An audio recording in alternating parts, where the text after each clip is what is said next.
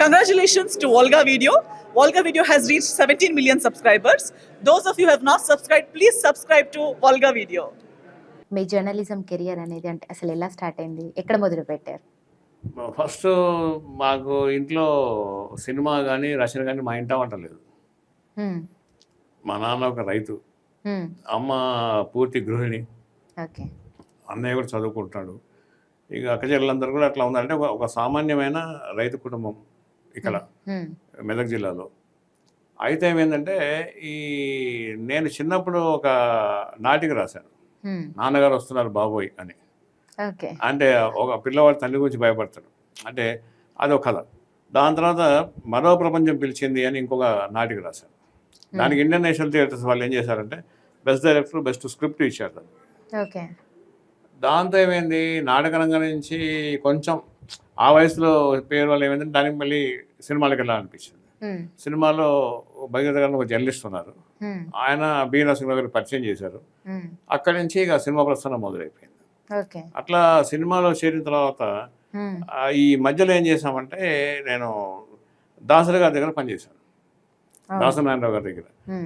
అది ఆ పనిచేసిన టైంలో అది ఎట్లాగంటే అదొక డిఫరెంట్ ఇన్సిడెంట్. అది మేము ఒక ఇంట్లో కిరాయికి ఉండేవాళ్ళం, నేను మా ఫ్రెండ్ భవానీ శంకర్ అని, అతను కెమెరామెన్. అయితే మాకేంటంటే అప్పటికి సినిమా కష్టాలన్నీ సినిమాలో కాకుండా మాకు కూడా ఉన్నాయి ఆ కష్టాలు. అంటే ఫుడ్ లేకపోవడం, టైంకి రెంట్ కట్టలేకపోవడము, ఆ ఇంటికి ఇల్లు కూడా ఎలా ఉంటుందంటే చిన్నది, రియల్ లైఫ్లో కూడా అనుభవించారు. రియల్ లైఫ్లో అనుభవించారు. అయితే అప్పుడు ఏమైందంటే అతను ఓనర్ మమ్మల్ని రెంట్ కట్టలేదని ఒక 3 రోజుల తేడాతో బయటపడేశారు. సామాన్లు అంటే ఒక సూట్ కేసు. సినిమాలో చూపిస్తూ ఉంటారు కదా, సినిమాలు సాఫ్ట్గా చూపిస్తారు, సెన్సార్ ఉన్నారని. ఇట్లా కాకుండా వారు తిడుతూనే మనం బయటపడేశారు. అయితే అప్పుడేమైంది, ఆ పడ్డ మంచి అయింది. ఇప్పుడు తంతే గార్ల బుట్లో పడ్డం సామెత ఉంది. సో మేమేం చేసామంటే బోసుబాబు గారు, పాపక్క అని దంపతులు ఇద్దరు, వాళ్ళు మమ్మల్ని చూసారు. ఆ సాంబవి వాళ్ళ కార్ దగ్గర పడింది సూట్ కేసు పోయి, అంటే ఆ సంచి సూట్ కేసు కూడా లేదు అప్పుడు. ఆయన చూసి ఏంటంటే ఇట్లాగా సరే మా ఇంట్లో ఉండమని చెప్పాను. ఆయన ఎవరంటే దాసరావు గారికి సమీప బంధువు, మంచి నిర్మాత కూడా ఆయన. అట్లా దాసరి గారు పరిచయం అయ్యారు. దాసరి గారు హ్యాండ్ రైటింగ్ బాగుండే, నాతో కొంచెం బాగా ఆయనతో చాలా కంఫర్టబుల్గా నేను వర్క్ చేశాను. నన్ను బాగా చూసుకునేవాడు ఆయన. ఎక్కడ ఉన్నారు, తిన్నావా, ఏం చేస్తున్నాయంటే అడిగేవాడు అనమాట. అట్లా చివరి దాకా అనుబంధం అట్లా కొనసాగింది గురువు గారితో, దాసరి గారితో. దాసరి గారితో పనిచేయడం అంటే ఏ పనైనా చేయగలిగే ధైర్యం తీసుకోవడం. అది అంటే ఇప్పుడు ఇవాళ మనకి షూటింగ్ ఉంది, లేకపోతే అమితాబ్ బచ్చన్ డేట్స్ ఉన్నాయి, లేకపోతే ఇంకొక డేట్స్ ఉన్నాయి, వెంటనే స్క్రిప్ట్ తయారు చేసుకోవడం, వెంటనే నో అని చెప్పకుండా చేసేయడమే సినిమా. ఇవాళ అంటే ఇప్పుడు డిజిటల్ మీడియా వచ్చింది, మనకి ChatGPT వచ్చింది, AI వచ్చింది. ఆ రోజులు ఏం లేవు, అప్పటికప్పుడు రాసుకోవాలి, సీను తీయాలి. అట్లా ఆయనతో పనిచేయడం వల్ల ఏమైందంటే దాసరి గారితో పనిచేయడం వల్ల నాకు విస్తారమైన ఓపెన్నెస్, అంటే ఒక అవగాహన కలిగింది, ధైర్యం కలిగింది. అట్లాగా బి నరసింహరావు సార్ దగ్గర పనిచేసినప్పుడు సినిమా అంటే ఏంటి, ఎలాంటి సినిమా తీయాలి అనేది అర్థం చేసుకున్నాం.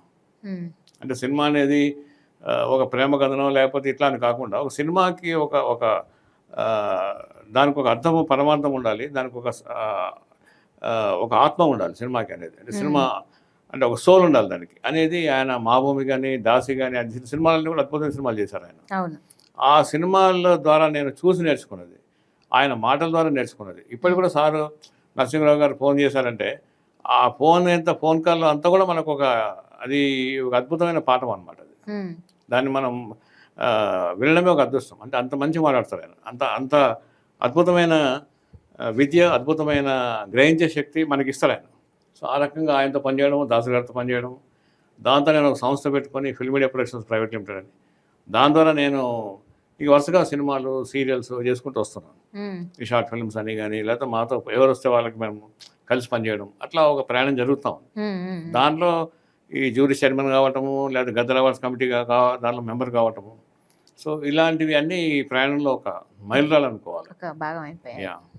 ఒక లెజెండరీ యాక్టర్ తో పనిచేశారు. ఇందాక మీరు చెప్పినట్టుగానే డైరెక్టర్, ప్రొడ్యూసర్ అనేటువంటి ఆయనకు ఎన్నో అనుభవాలు ఉన్నాయి ఇండస్ట్రీలో. ఎంతో పెద్దవారు, చాలా ఆయనతో కలిసి పనిచేస్తేనే, ఆయనతో కలిసి కూర్చున్నా కూడా ఒక అదృష్టంగానే భావిస్తారు. వర్క్ చేశారు. ఎట్లా ఉంది ఆ ఎక్స్పీరియన్స్ అంతా, ఆయన గురించి ఏం చెప్తారు? దాసనారాయణరావు గారి గురించి.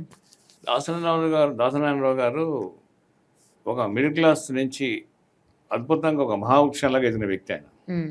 కానీ ఆయన ఉన్న క్రియేటివిటీ ఎంత అద్భుతం అంటే ఆయన అలవకగా సినిమా సీన్ చెప్పేసేవారు, పాటలు రాసేవారు. తర్వాత ఒక స్క్రిప్ట్ మీద ఆయనకి ఎంత గ్రిప్ ఉండేదంటే 4 స్క్రిప్ట్లు డిక్టేట్ చేస్తున్నా కూడా డిక్టేట్ చేసేవాడు ఆయన. అంటే మేము 4 బ్యాచ్లు ఉండేవి దాసనారాయణ గారి దగ్గర. ఒక బ్యాచ్ ఒక సినిమా 4, అంటే ఒక కో డైరెక్టర్, ఒక అసోసియేటు, 2 అసిస్టెంట్స్, ఒక బ్యాచ్ అనమాట, ఒక టీం. అలాంటి టీంలు 4 ఉండేవి ఆయన దగ్గర, 4, 5 ఉండేవి. మాకు కథ చెప్తుంటే మాకు నాగేశ్వరరావు గారి సినిమా కథ మాకు చెప్పేస్తే మ్మ్. ఆ వెంటనే ఇంకో టీం వచ్చి కూర్చునేది. అక్కడి నుంచి మళ్ళీ కృష్ణ గారి సినిమా చెప్పినాక నుంచి మళ్ళీ కంటిన్యూ చేసేవాడు ఆయన. మ్మ్. ఇది అష్టావధానం, అంటే కథలో సినిమా కళలో అష్టావధానం చేసిన, సహస్రావధానం చేసిన ఏకైక వ్యక్తి దాసనారాయణరావు గారు. మ్మ్. ఆయన లేకపోవడం వల్ల ఇండస్ట్రీకి చాలా లోటు ఉంది, చాలా కోల్పోయింది. మ్మ్. ఆయన ఉంటే ఒక పెద్ద దిక్కు ఉండేది. అంటే తండ్రి పోయిన తర్వాత, నిజంగా ఇప్పటికే కూడా చాలా మంది అవునండి, అలాగే మాట్లాడుతూ ఉంటారు. తండ్రి పోయిన తర్వాత కుటుంబం ఎట్లా చెల్లాచెదరు అయిపోతుందో, తండ్రి అందరూ కలిసి ఉంటారు తల్లిదండ్రులు ఉన్నంత వరకు. తండ్రి పోయిన తర్వాత పైన కప్పు పోయినట్టే, ఆశ్రయం పైన ఉన్న అది పోతుంది, టాప్ పోతుంది. ఆ ఆశ్రయం పోయిన చెట్టులాగా పక్షులాగా సినిమా ఇండస్ట్రీ ఇప్పుడు అయిందేమో అనిపిస్తుంది. అంటే ఇంకా బాగుంటుంది అనిపిస్తుంది నాకు. మ్మ్. అంటే ఆ నియంత్రణ కానీ, ఆ గౌరవం కానీ, ఆ కలుపుకోవడం కానీ కొంతమంది చేస్తున్నారు. ఇప్పుడు మిగతా కొంతమంది చిరంజీవి గారు కానీ, దిల్రాజు గారు ఇట్లా చేస్తున్నారు. కానీ అది ఆయన చేసినంత ఇంకా చేయవలసి ఉంది ఓకే. అది అనుకుంటా. యా, ఇండస్ట్రీ మీకేమి ఇచ్చింది, ఏం నేర్పించింది అంటే ఏం చెప్తారు సార్? ఇండస్ట్రీ నాకు ఏమి ఇచ్చింది అంటే, నాకు ఒక గౌరవము గుర్తింపు ఇచ్చిందండి. మ్మ్. అఫ్కోర్స్ చిత్రపూర్లకు ఇల్లు కూడా ఇచ్చింది, అది వేరే. అయితే ఇల్లు విడిగా కూడా సంబంధించకపోతే ఇల్లు ఇచ్చింది. కానీ చిత్రసీమలో నేను ఒక డైరెక్టర్ని, నేను ఒక దర్శకుడిని, తర్వాత ఒక దర్శకుల సంఘంలో ఒక ఫౌండర్ మెంబర్ని, తెలంగాణ దర్శకుల సంఘం. మ్మ్. అట్లాగే ఇప్పుడు సంఘంలో ఉన్నాను. ఇట్లా ఒక తృప్తిని, ఒక ప్రవృత్తిని, ఒక వృత్తిని ఇచ్చింది ఇది మ్మ్. సినిమా ఇండస్ట్రీ అనేది. సినిమా ఇండస్ట్రీ లేకపోతే ఏమైపోయావు నాకు తెలుస్తలేదు. నాకు ఏమైపోయేవాడినో మరి, ఎక్కడన్నా ఏ పొలంలో ఉండేవాడినో, లేకపోతే ఎక్కడ ఎరువుల పక్కన ఉండేవాడినో, లేకపోతే ఎలక్ట్రీషియన్గా ఏదైనా తెలియదు, ఏమీ జరిగేది. జీవితం అంటే మన చేతులు ఉంటుంది. అదే అదే. కానీ చిన్నప్పటి నుంచి అనుకున్న కళ, నెరవేరిన కళ, నేను ఆనందిస్తున్న కళ, అనుభవిస్తున్న కళ కూడా ఇదే మ్మ్. సినిమానే. Super sir.